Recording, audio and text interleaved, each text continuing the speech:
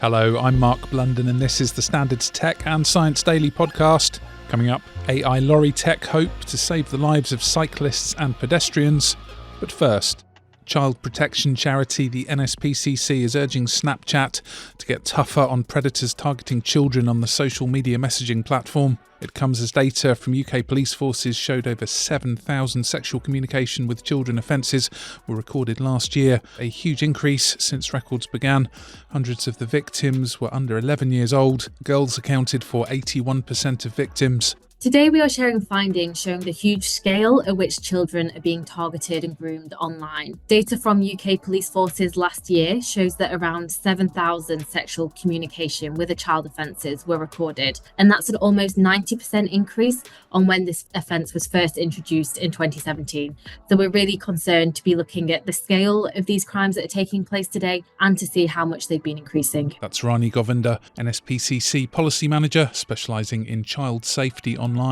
The charity says private messaging functions are a huge concern, and in freedom of information responses from 45 police forces, where the means of communication was recorded in over 1,800 cases, Snapchat accounted for nearly half of case reports. According to the FOI responses, while Meta owned WhatsApp, Facebook Messenger and Instagram combined accounted for 28% of named cases, it's Snapchat that was particularly problematic, named in 48% of cases. The minimum age for using Snapchat is 13 years old. Instances of grooming do take place across all social media platforms, and as a popular platform amongst children, Snapchat is a particularly risky site, but it also has some problematic features which really contribute to the risk for young children. There are features which enable users to quickly build large networks, including with people that they don't know, and to send private messages and images to other users. It's really not clear how Snapchat moderate these.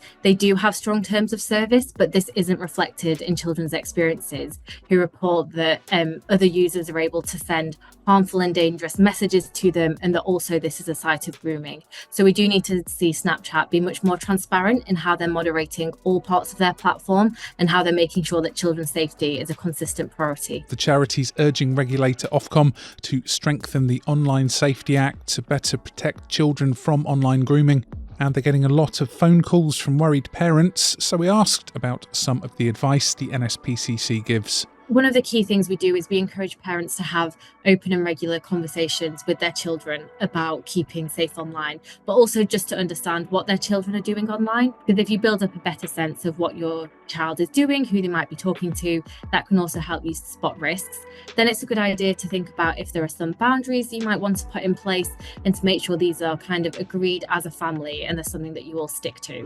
And in some cases, that might also involve a parent having a look at the family settings on an app, familiarising themselves with what privacy settings are available and working with their child to make sure that these settings are being properly utilised, because they can offer helpful protections. Tech and Science Daily did ask Snapchat for an interview. They declined our request but said there was zero tolerance for sexual exploitation on the platform. The tech company said in a statement, if we identify such activity or it is reported to us, we remove the content, disable the account, take steps to prevent the offender from creating additional accounts and report them to the authorities. Snapchat added its extra protections include in-app warnings to make it difficult for teens to be contacted by strangers, and their in-app family centre lets parents see who their teens are talking to. Next, Spanish authorities fear further rainfall could hamper rescue efforts after historic flash floods in southern Valencia earlier this week. On Friday, as this podcast was published, the death toll has now reached 202, according to authorities in Valencia, after Spain's deadliest natural disaster in living memory. Members of the security forces and soldiers are busy searching for an unknown number of missing people. Many still feared to be trapped in wrecked vehicles or flooded garages. At the same time, Spanish media reported that at least 40,000 people were still without power. Now, artificial intelligence technology being fitted to HGVs in London to prevent collisions with cyclists and pedestrians has been heralded as a game changer, while one cyclist who suffered life-changing injuries believe it could have prevented the crash that almost killed her. The rules on lorry safety have just got tougher.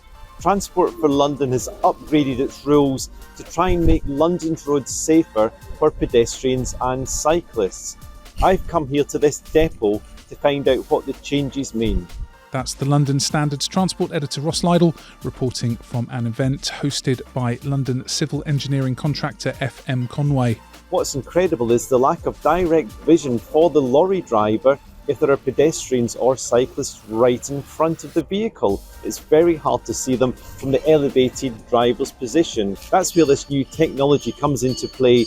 It should essentially eradicate all these blind spots around the lorry and should make London's roads safer for pedestrians and cyclists. The 3-star system uses AI and radar to detect pedestrians directly in front of stationary vehicles and cyclists alongside the passenger side of the vehicle. Here's Steve James, Senior Transport Manager at FM Conway, describing the new 3-star technology that vehicles over 12 tonnes are required to fit. The most poignant thing on the front is this, which is the MOIS system, or moving off information system. So this detects from the front of the vehicle 180 degrees to the side and then out to 2 meters. This area here, for anybody coming into the zone, if somebody comes into the zone, then the driver is alerted again by a visual only alert. If he then goes to pull away, then the information system really kicks in. This is where it becomes the most useful, in that it will alert by sounding an alarm, an audible alarm, and that will stop the driver straight away. Ross also interviewed Victoria Lebrec, who needed her left leg amputated after a collision with an HGV while riding to work on Clerkenwell Road in 2014. She now campaigns with Action Vision Zero. I'm really impressed with what I've seen today. I think that the initiatives that Transport for London and FM Conway put in place with the Direct Vision Standard means that a lot of people are going to have their lives saved. But as Ross revealed last month, this potentially life-saving tech rollout is suffering from delays, and lorry firms have been given more time by Transport for London to tackle blind spot problems, with HGVs being driven in the capital, despite concerns being expressed by cycle campaigners. You can read Ross's full report and watch the video online at standard.co.uk. Let's go to the ads. Coming up, could robots with insect brains soon be sent on a Mars mission? If you're new here, make sure to give us a follow and a rating. Welcome back. A study by the University of Southern California's Center for Economic and Social Research suggests limiting exposure to sugar in the first 1,000 days of life may lower the risk of developing chronic diseases such as diabetes and high blood pressure in adulthood. Researchers say early human life, from the moment the baby is conceived right up to the age of 2, is a critical window where poor diet can negatively impact health many years later. The study, published in the journal Science, is based on data from more than 60,000 Britons who were conceived between 1951 and 1956, before and after the rationing of sugar ended in 1953. The researchers said that sugar restrictions imposed during the Second World War are comparable to today's dietary guidelines. The study found that those exposed to sugar rationing had a 35% lower risk of type 2 diabetes and a 20% lower risk of hypertension compared with people who did not. Next, could robots powered by natural technology inside tiny insect brains soon be operating on Mars? Opteran, a startup by 2 University of Sheffield scientists, has developed an AI system that is nature as opposed to data powered by reverse engineering. In a partnership with Airbus, they're dismantling the microscopic networks that make insect brains function to build a new way of controlling machinery as it navigates the treacherous Martian surface. And finally, life aboard China's Tiangong space station looks pretty nice after being revealed in a rare video tour. Decorated in red lanterns for the promo tour, Shenzhou 18 crew members Yi Guangfu, Li Song and Li Gangsu showed viewers around in footage shared by Chinese state news agency CCTV. Conveniences include a small dining table, a microwave, fridge and water dispenser, while each bunk has its own porthole, described as their window into the universe. Lab facilities aboard include testing and storage for seeds, seedlings and what was described as small animals. These include zebrafish to test the impact of microgravity. And the salad growing experiments are said to be thriving, cherry tomatoes and even lettuce offering the astronauts some welcome fresh food.